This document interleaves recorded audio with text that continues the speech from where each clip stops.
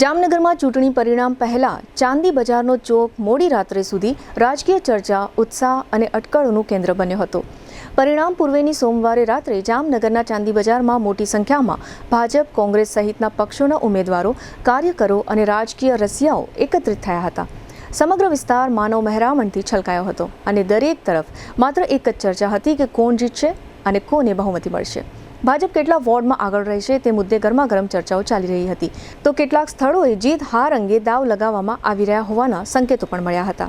શરદ બજારના અંદાજ મુજબ ભાજપને આશરે 45 બેઠકો મળવાની શક્યતા વ્યક્ત કરવામાં આવી હતી, પરંતુ આ તમામ ગણતરીઓ આજે ખોટી પડી હોય તે રીતે ભાજપને 64માંથી 60 બેઠકો પ્રાપ્ત થતાં ભાજપના વરિષ્ઠ આગેવાનો પણ અચરજ પામી ગયા છે.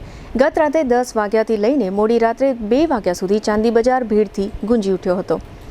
ભારે ભીડને કારણે વાહન વ્યવહાર પ્રભાવિત થયો હતો અને પોલીસને અનેક વખત દોડધામ કરીને ટ્રાફિક વ્યવસ્થા સંભાળવી પડી હતી. સમગ્ર વાતાવરણમાં દિવાળી જેવો માહોલ જોવા મળ્યો હતો.